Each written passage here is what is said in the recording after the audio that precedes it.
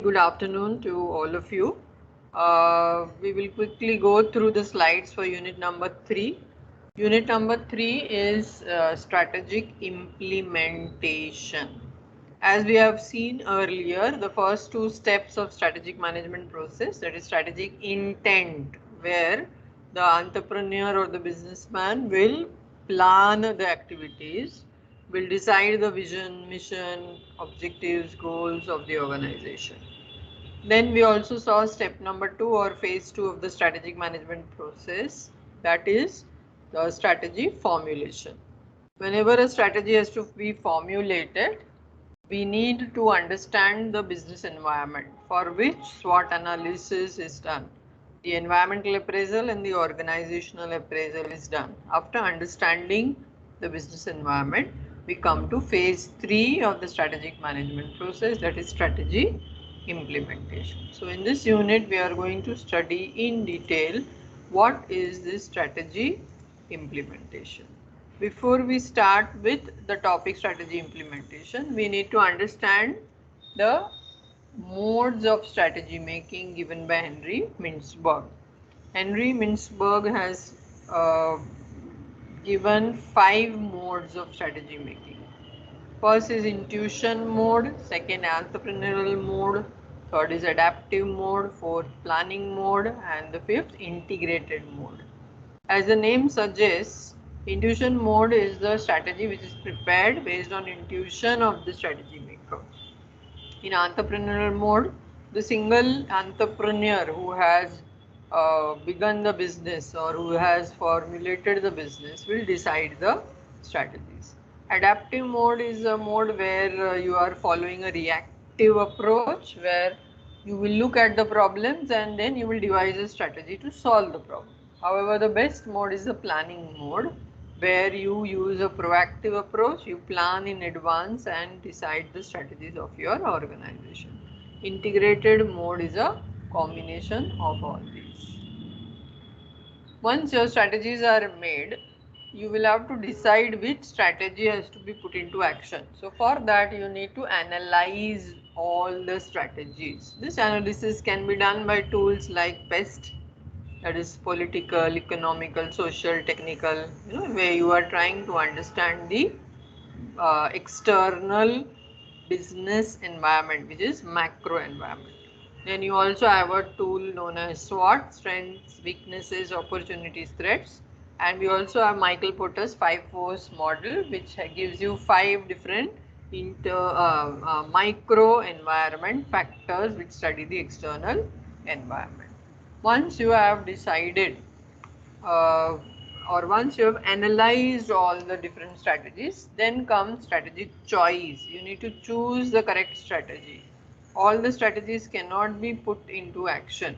So you will have to decide which strategy will become your strategic plan. And for that, we have various tools given, out of which the first tool is the BCG matrix. Boston Consultancy Group, BCG.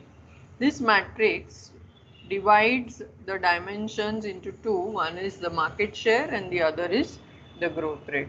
Depending on the high or low growth rate and high or low market share, we can categorize all the different product lines of our organization into 4 different categories: stars, question mark, cash cow, dog. Now what is a dog? Dog is any product whose market growth rate is low and market share is also low. What is a cash cow? Cash cow are those products where the market growth rate may be low, but the market share is very high. Now what is a star? Stars are those products whose market growth rate and market share both are high. And what is a question mark? These are some products which are, maybe they are new products, so the market share is very low, but the market growth rate is very high. So depending on which category your product lies, you will have to decide the strategy for that particular product. So in case of dogs, you will have to go for retrenchment strategy. In case of cash cow, you will have to go for stability strategy. For stars and question mark, you may use growth strategy or expansion strategy. The second tool which is used for strategic choice is GE. GE stands for General Electric 9-cell matrix, because this particular matrix has 9 different cells. That is why this name.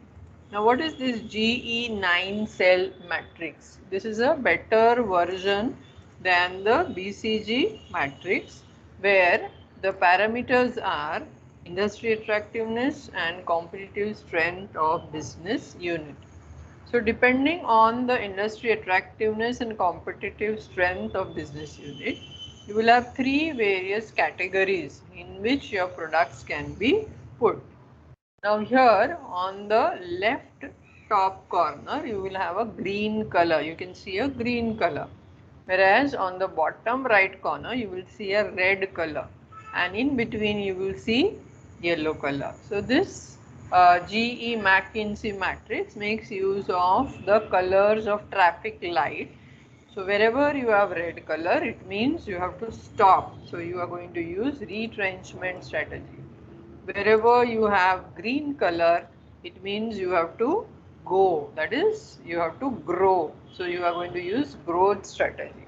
And wherever you have this yellow color, it means you have to wait and watch. So that is your stability strategy. The third tool which is used for strategic choice is McKinsey 7S framework. McKinsey has given a very different way of deciding which strategy to choose. According to this particular model, you have 7 different components, each beginning with the alphabet S. That is why it is called as 7S. So out of that, these 3, that is strategy, structure and system, they are called as the hard S. These are some components where the top management is closely involved. The top management has to decide the strategy, the structure and the system in the organization. All of these 3 are very important for the success of any organization. Then the next 3 S, that is skills, staff and style. These have more to do with the employees of the organization. That is, your employees should be skilled, your staff should be well educated, experienced, talented, your HR is very important. And the organizational style of the it should be proper. So these 3 S are known as soft S. These have more to do with the lower management and the middle management, and all of them need to have shared values which are common for the organization. So all these 7 factors or 7 components are very important for the success of the business. So whenever you are choosing any strategy, you need to look into all the 7 factors or components. Then we come to our main topic, that is strategy implementation.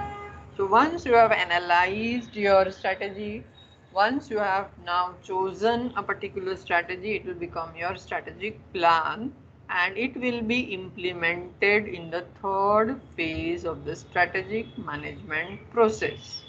Now what is strategy implementation? It has to do with resources. Whenever you are implementing something, you will require resources to implement it. To put the strategic plan into practice, you will require finance, you will require raw materials, you will require HR, you will require technology, you will require so many resources. So what is strategy implementation? According to Daniel J. McCarthy, it may be said to be consisting of securing resources. From where will you get all your resources? That is securing resources. Then once the resources are secured, you need to organize these resources properly and direct the use of these resources so that your strategic plan can be accomplished. So this is strategy implementation. How is it different from strategy formulation?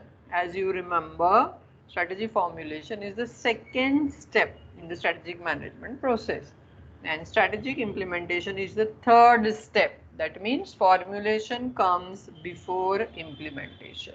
Formulation is a job of the top management, whereas implementation has to be done by the middle and the lower management. Strategy formulation requires intellectual, analytical skills, whereas implementation requires operational skills. In case of formulation, there are very few people who are involved in formulation, whereas in implementation, it requires coordination between many individuals. Now, what are the steps in strategy implementation? Whenever any strategic plan is finalized, it has to be communicated to everyone who is concerned with its proper implementation. So, communication becomes the first step. Then, you need to make some action plans for putting the strategy into practice. You will also have to make functional policies. You will have to design a proper organization structure. You will also have to install values and ethics in your organization so that the implementation happens in a smooth way. At the same time, in order to keep the people motivated, you will have to give them training, you will have to you have to allocate the resources properly. You will have to also carry out formalities of registration in case you are expanding your business or you are starting a new business in a foreign country. You will also have to go through all these formalities, and at the end you will have to review the business progress. Now, what are the different issues in implementation? The first issue which may arise is of communication. If the communication is not done properly, then there are going to be difficulties. The second issue would be acceptance of the strategy. Since the strategy is made by the top management and is implemented by the middle and the low management, these strategies need to be accepted by those who are implementing it. So this could be one issue. Second could be making of plans and programs. The plans could be single use plans or standing plans, which are also called as action plans, and you would also have to make programs which are single use plans.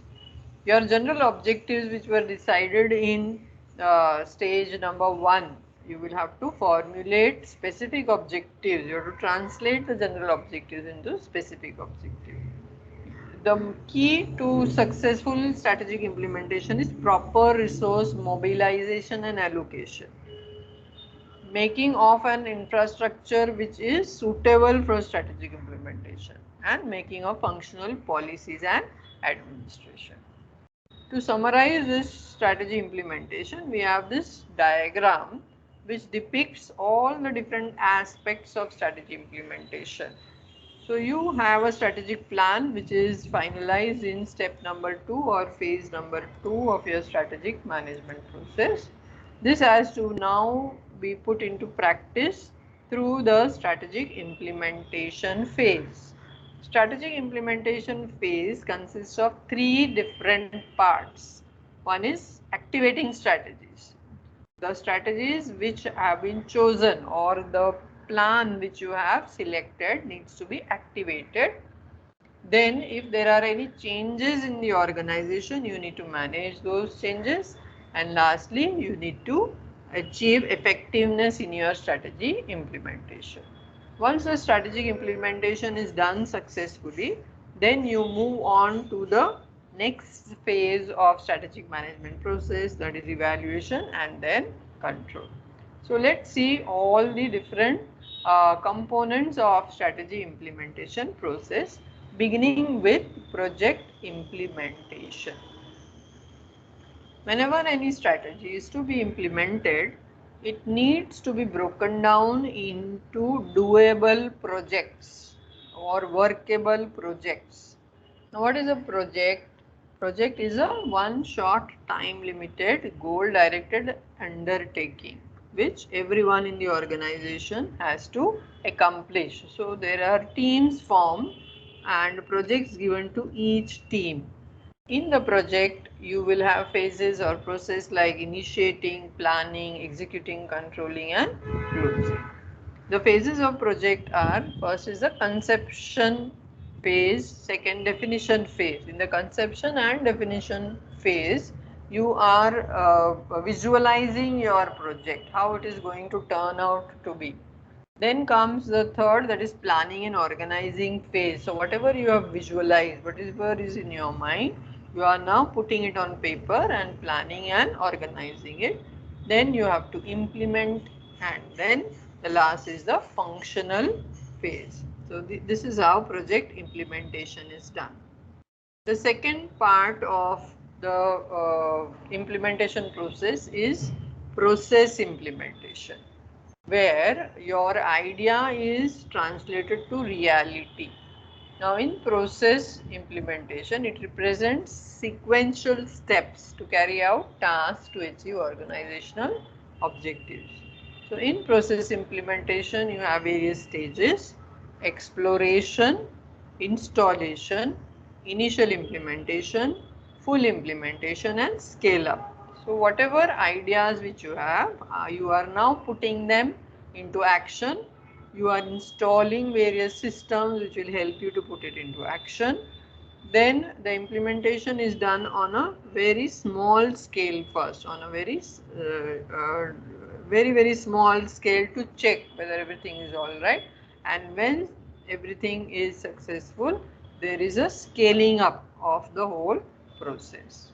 We had also seen the various types of processes where you have different types, 6 types. First is value chain analysis, then is benchmarking, then is BPR, that is business process re-engineering, then ERP, that is enterprise resource planning, and supply chain management and outsourcing, which we have already done in detail. Now we come to the next topic, that is resource allocation, which is one of the most crucial factors in proper implementation of strategy, because you will need resources for strategy implementation. So resource allocation is concerned with matching resource availability with resource needs. As I had told you earlier, here you will have to start acquiring the resources. Once the resources are acquired, you also have to organize the resources and direct the resources to proper use. Resources are allocated through budgeting, and there are different types of budgeting which are used by the entrepreneur, that is capital budgeting, performance budgeting, zero budgeting and strategic budgeting. You will be learning these different types of budgeting at your PG level in detail. Once the resources are allocated, now you come to the structure. The organization has to be structured in such a way that smooth implementation of the strategy is possible. Now you have learned last year in Principles of Management the various types of structure. So depending on the activity of the organization, the scale of the organization, you can have different structures. What is a structure? It is the established pattern of relationship among the component parts of the organization. That means how the top management, middle management and the lower management are dealing with the subordinate. So that determines your organizational structure. You may have entrepreneurial structure, that is a very small business where you can say a sole trader starting the business. You can have a functional structure where the business or the activities are divided based on the functions of the organization. You may have divisional structure. Depending on the various activities, you can divide the organization into various divisions. SBU, that is strategic business unit, which we have learned in detail in unit number 1, where there are different product lines and each product line will be called one separate SBU and will function independently under the umbrella of the corporate. Then you may have matrix, which is a modern structure where you have mixture of functional, divisional together. And the last is the most modern, that is network structure. In today's times when we are going for online activities, online functioning, network structure has become very, very popular. The next component of strategic implementation is behavioral implementation. Just like you need to have proper resources, proper organizational structure for good strategy implementation, you also need to have a change in the attitude of the employees as well as leaders in the organization. They should be willing to accept the new changes in the organization. So that comes under the purview of behavioral implementation, wherein we have 6 issues to be dealt with: leadership, organizational structure, values, ideologies and ethics, social responsibilities, corporate governance and organizational politics. Now let us see all of them one by one. First is leadership. Now what is the role of a leader? Any leader plays a crucial role in the organization. Whenever a strategy is being introduced, whenever anything new is to be introduced, there can be lots of turmoil in the minds of the employees. So it is the role of the leader to convince these employees about the change, to convince them that this change is going to be beneficial to them as well as to the organization. The leader has to motivate the employees and create an organizational climate which is suitable for the implementation of the strategy. The second component is the organizational culture. Every organization has a typical culture or a unique culture. Now, how should the organizational culture be? In any organization, the culture should be such that it encourages creativity, it encourages motivation amongst the workers or the employees. The employees should feel happy to come to an organization and work. So that kind of organizational culture should be there in the organization, and it is the responsibility of the leadership to create such an organizational culture. The next component is values, ideologies and ethics. They also play a very important role in smooth strategy implementation. Values and ethics means to decide what is good and what is bad. Ethics are moral principles which are applied to business. These need to be followed so that the business activities are carried out smoothly. There are two types of values. One is instrumental and the other is terminal value. What is instrumental value? It is a belief that a certain way of behaving is appropriate. For example, honesty is the best policy. This is something which everybody believes.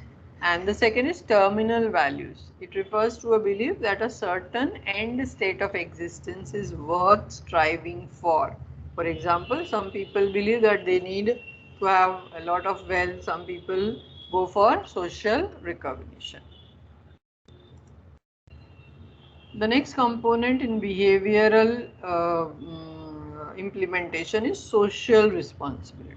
Every organization is a social entity. It exists within the society, and therefore every organization has responsibility towards all its stakeholders. Who are stakeholders?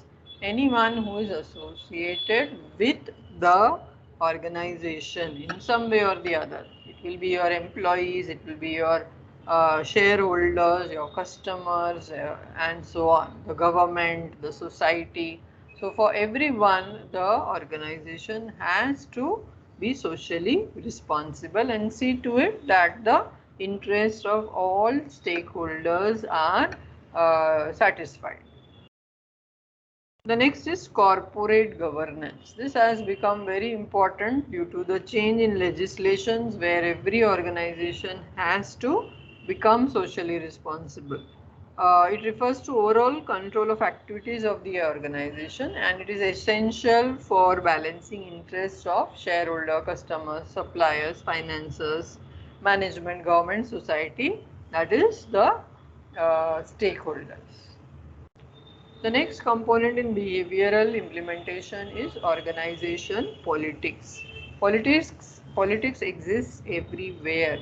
So also it exists in business. So it is a process, it refers to processes through which rival interests are played out and reconciled. So no organization is free from politics. So in order to implement your strategies properly, you have to understand the organizational politics properly and manage it and eliminate any dysfunctional consequences of politics for smooth implementation. So that is about behavioral implementation. Now we come to almost the end of the unit 3 where you have the topic functional implementation. Now what is functional implementation? Your strategy needs to be put into practice, and for this implementation you will have to prepare a road map. That means you have to decide what steps should be done or taken in order to accomplish your strategy. Each of these steps should be related to each other and also to the overall corporate strategy. You need to devise functional policies. What is the role of these functional policies? They help to perform strategy implementation, they help to perform managerial action, they help in coordination, organized work and controlling. The last part is functional strategy. Now if you remember, we have 3 levels of strategy: corporate level strategy, SBU level strategy and functional strategy. This is the last level or the third level where the actual implementation will take place. So these functional strategies are derived from SBU strategies or business strategies. Wherever you have a multi-business organization, that is an MNC which is dealing with several different product lines, they will have functional strategies, and these functional strategies will be derived from the SBU strategies. These SBU strategies are derived from the corporate level strategies. But if the business is small, that is a sole trader, then the functional strategies will be derived from the corporate strategies. So therefore, the functional strategies are narrower in scope than SBU strategies. Functional strategies are decided by the policies of the functional department. So that is all for unit number 3. Unit number 3 is slightly technical and lengthy. However, I have tried my best to simplify it.